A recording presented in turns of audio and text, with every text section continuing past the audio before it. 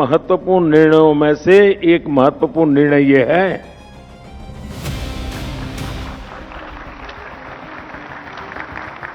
ये निर्णय नारी शक्ति को समर्पित है।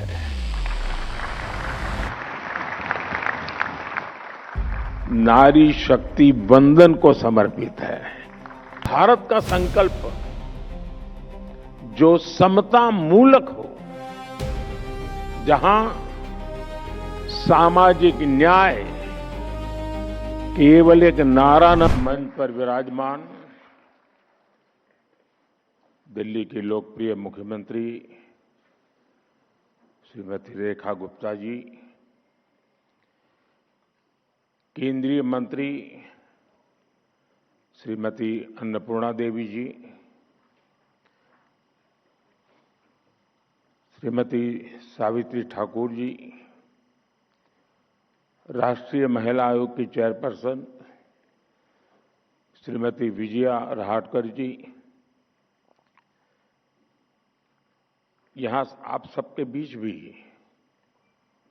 कई वरिष्ठ लोग बैठे हैं, सांसद है, विधायक है,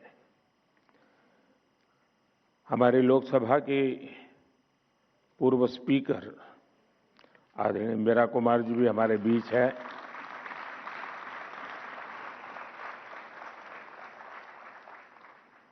यहां उपस्थित सभी मेरी सम्मानित बहनें, इस समय देश में बैसाखी के पर्व की उमंग है। कल देश के अलग अलग हिस्सों में नववर्ष भी मनाया जाएगा। मैं आज जलियांवाला बाग नरसंहार के वीर बलिदानियों को भी श्रद्धांजलि देता हूं। साथियों, देश की विकास यात्रा के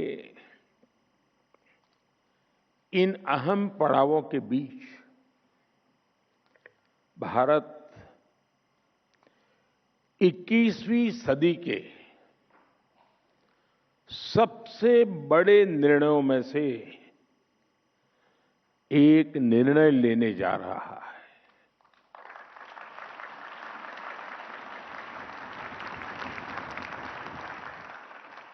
मैं बहुत जिम्मेवारी के साथ कह रहा हूं कि 21वीं सदी के महत्वपूर्ण निर्णयों में से एक महत्वपूर्ण निर्णय ये है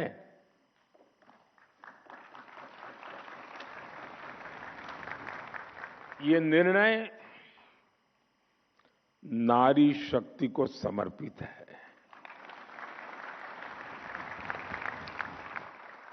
नारी शक्ति वंदन को समर्पित है।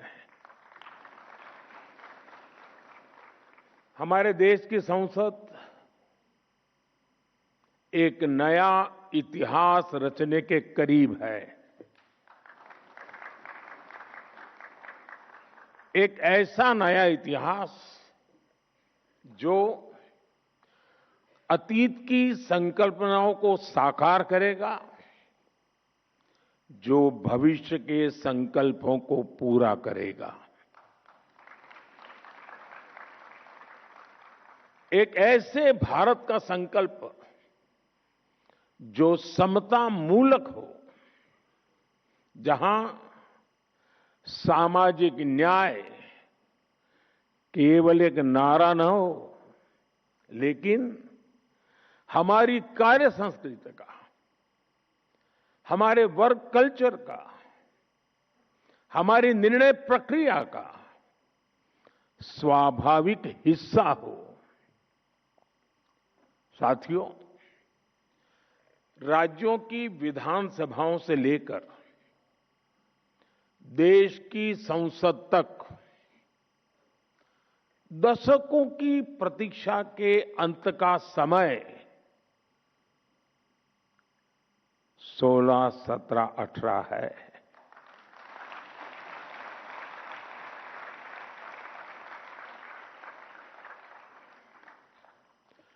2023 में नई संसद में जो नया भवन निर्माण हुआ, उसमें हमने नारी शक्ति वंदन अधिनियम के रूप में प्रथम कदम उठाया था। वह समय से लागू हो सके, महिलाओं की भागीदारी हमारे लोकतंत्र को मजबूती दे, इसके लिए 16 अप्रैल से संसद के बजट सत्र की विशेष बैठक का आयोजन होने जा रहा है। और उसके पहले आज नारी शक्ति वंदन का ये कार्यक्रम, मैं इसके लिए इस कार्यक्रम के जरिए हमें देश की कोटि कोटि माता बहनों का आशीर्वाद मिल रहा है। और मैं इस कार्यक्रम में आपको कोई उपदेश देने नहीं आया हूं, न ही मैं आपको जगाने आया हूं। मैं आज आया हूं आप सबके, देश की कोटि कोटि माताओं बहनों के आशीर्वाद लेने के लिए।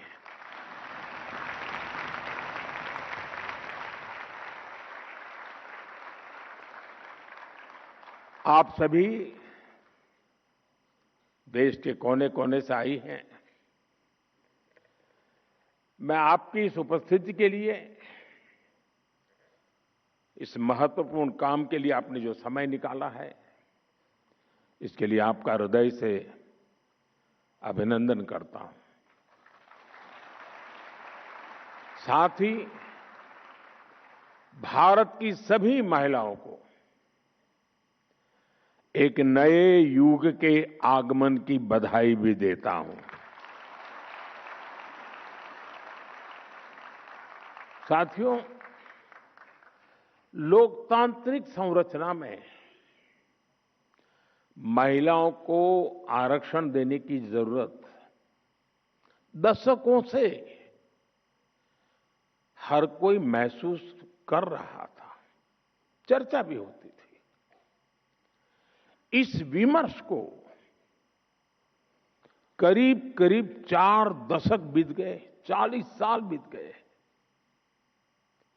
इसमें सभी पार्टियों के और कितनी ही पीढ़ियों के प्रयास शामिल है। हर दल ने इस विचार को अपने अपने ढंग से आगे बढ़ाया है। 2023 में जब नारी शक्ति वंदन अधिनियम आया था, तब भी सभी दलों ने सर्वसम्मति से इसे पास कराया था।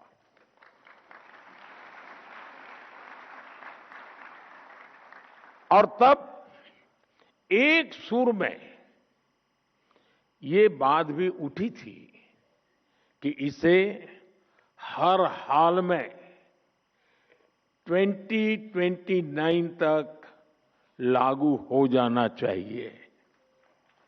ये बात सबने कही थी। कानून पारित हो लेकिन लागू न हो, ये सदन में किसी को मंजूर नहीं था। और खास करके हमारे विपक्ष के सभी साथियों ने मुखर होकर के इस बात पर जोर डाला था कि 2029 में ये लागू होना चाहिए। 2029 की समय सीमा को ध्यान में रखते हुए सरकार ने, क्योंकि विपक्ष ने जो बात रखी थी, हमारे लिए वो बात भी गंभीर होती है, और इसलिए हम लगातार विचार विमर्श करते रहे, मंथन करते रहे, नए नए रास्ते खोजते रहे।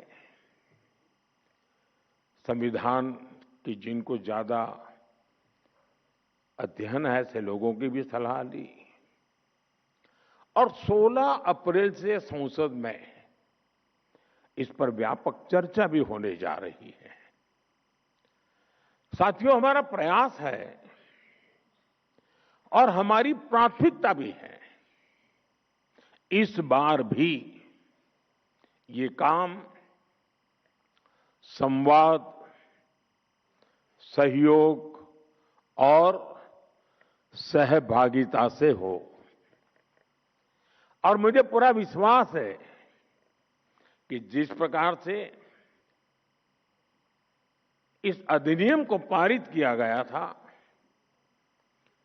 और संसद का, सदन का गौरव बढ़ा था, इस बार भी सबके सामूहिक प्रयास से संसद की गरिमा और नई ऊंचाइयों को छुएगी।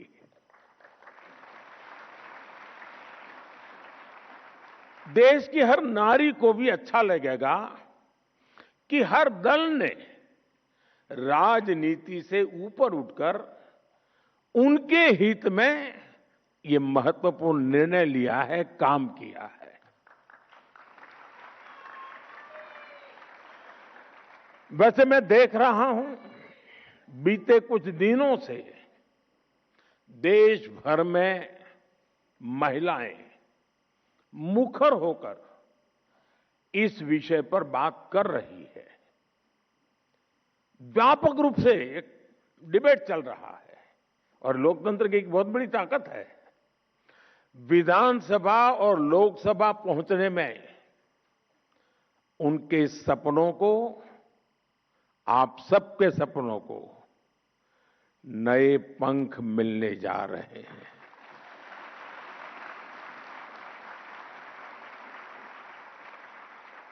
मैं अनुभव कर रहा हूं, देश में एक सकारात्मक माहौल बना है। साथियों, आजादी की लड़ाई से लेकर संविधान सभा के निर्णयों तक स्वतंत्र भारत की नींव रखने में भारत की नारी शक्ति ने असीमित योगदान दिया है। इतिहास गवाह है। और आजादी के बाद भी जिन महिलाओं को प्रतिनिधित्व का मौका मिला, उन्होंने देश के लिए बहुत शानदार काम किया है। हमारे देश में राष्ट्रपति से लेकर प्रधानमंत्री तक महिलाएं जहां भी रही हैं, उन्होंने अपनी अलग लेगेसी बनाई है।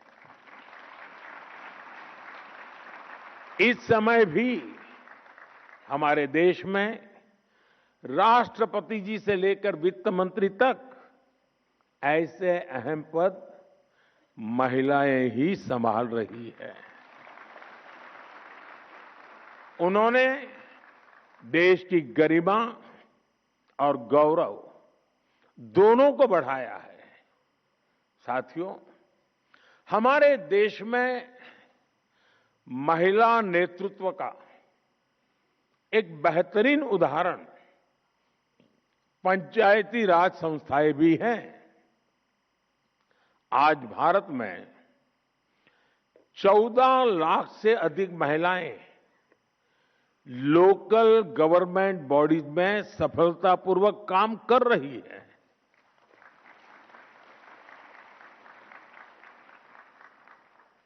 लगभग 21 राज्यों में तो पंचायतों में उनकी भागीदारी करीब करीब 50% तक पहुंच चुकी है। और मैं जब विदेश के मेहमानों से कभी इस विषय पे बात करता हूं, ये आंकड़ा सुनते उनका मुंह खुला रह जाता है। उनको आश्चर्य होता है। साथियों, ये कोई साधारण बात नहीं है। लाखों महिलाओं की राजनीति और सामाजिक जीवन में ये सक्रियता दुनिया के बड़े बड़े नेताओं और राजनीति के विशेषज्ञों को भी बहुत ही हैरान करने वाली बात होती है। और इससे भारत का बहुत गौरव बढ़ता है। साथियों, अनेक अध्ययनों में ये सामने आया है कि जब निर्णय प्रक्रियाओं में महिलाओं की सहभागिता बढ़ी तो इससे व्यवस्थाओं में भी संवेदनशीलता आई है और ये बहुत बड़ी ताकत होती है। और इसका परिणाम है पानी, शिक्षा, स्वास्थ्य, पोषण, ऐसे कई विषयों में ज्यादा समर्पण भाव से, ज्यादा संवेदनशीलता से परिणामकारी काम हुए हैं। जल जीवन मिशन, मैं समझता हूं इसकी सफलता का सबसे बड़ा उदाहरण है। इसमें पंचायत स्तर पर महिलाओं की भागीदारी की ही बहुत बड़ी भूमिका है। साथियों, हमारे लोकल बॉडीज और संस्थानों में इतने वर्षों से जो लाखों महिलाएं काम कर रही हैं, नेतृत्व कर रही है, उनके पास ग्रासरूट लेवल का बहुत समृद्ध और लंबा अनुभव है। वो अब और बड़ी भूमिका के लिए तैयार है और तत्पर भी है। मैं मेरा अपना निजी अनुभव बताता हूं। ये सामर्थ्य क्या होता है। मैं 2001 में नया मुख्यमंत्री बना। मुझे कोई ज्यादा अनुभव नहीं था सरकार चलाने का, शासन व्यवस्था का। एक प्रकार से मैं नया व्यक्ति था। शायद 2002 या 2003 की घटना होगी। हमारे एक विधायक मेरे पास आए, बोले मेरे क्षेत्र में एक गांव की पंचायती की बहनें आपको मिलना चाहती हैं। ये खेड़ा डिस्ट्रिक्ट, आनंद डिस्ट्रिक्ट का इलाका था जहां सरदार साहब का जन्म हुआ था। तो मैंने कहा भाई उनको पंचायत का कोई काम होगा तो पंचायत मंत्री को मिला लीजिए उनको। नहीं, बोले साहब वो आपसे मिलना चाहते हैं। मैं कहा क्यों? तो बोले पंचायत में सबकी सब मेंबर महिलाएं हैं, एक भी पुरुष मेंबर ही नहीं है हमारी पंचायत में। मैंने कहा ऐसे कैसे? बोले गांव वालों ने तय किया कि इस बार प्रधान महिला है तो मेंबर भी सब महिला, कोई पुरुष चुनाव ही नहीं लड़ा था। तो मेरा ध्यान स्वाभाविक गया। मैंने कहा भाई जरूर मैं मिलूंगा। छोटा सा गांव था, कोई शायद 13 मेंबर की पंचायत थी। तो मैंने उनको समय दिया, वो सब आई मिलने के लिए। वो 13 बहनें थी, उसमें जो गांव की प्रधान बनी थी वो शायद 8वीं कक्षा तक पढ़ी थी। बाकी जो बहनें थी, एक दो बहनों तो घूंघट भी लगा हुआ था। वो ज्यादा शायद कुछ तो होगी जिन्होंने स्कूल भी नहीं देखा होगा। तो सब आए। मुझे लगता है ये सब बड़े बड़े लोगों ने उनको कोई मेमोरेंडम पकड़ा दिया होगा, कुछ मांग लेकर के आए होंगे कि मेरे गांव में ये करो, मेरे गांव में वो करो। मैं हैरान था, उनके हाथ में कोई कागज नहीं था। तो बैठे, मैंने परिचय किया। तो पूछा आपने समय मांगा था, क्या काम है? नहीं, बोले कोई काम नहीं है। ऐसे ही बोले हम चुनकर आए हैं तो मिलने आए थे। अब ये भी मेरे लिए बड़ा आश्चर्य था, वरना नेता लोग आते हैं तो सिर्फ मेमोरेंडम लेके आते हैं। फिर मैंने उनको पूछा, अच्छा बताइए, मैंने कहा कि आपको अगर 5 साल इतना बड़ा काम मिल गया, आप सब बहनें गांव को संभालने वाली हैं, तो आपका सपना क्या है? 5 साल में क्या करोगे आप लोग? गांव में कैसा करोगे? सामान्य होता तो क्या जवाब देता? ये जो हम जैसे बड़े बड़े दिखते हैं ना, वो क्या जवाब देते हैं? स्कूल बना लेंगे, अस्पताल बना देंगे, रोड बना देंगे, ऐसे ही जवाब देते। उस दिन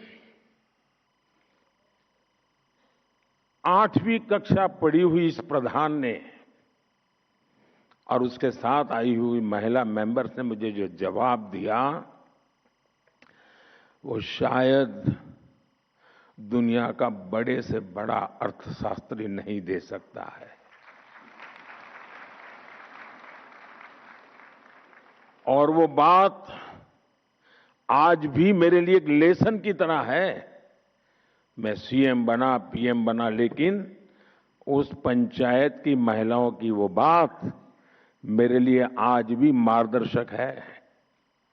आपको आश्चर्य होगा, ऐसा क्या जवाब दिया होगा?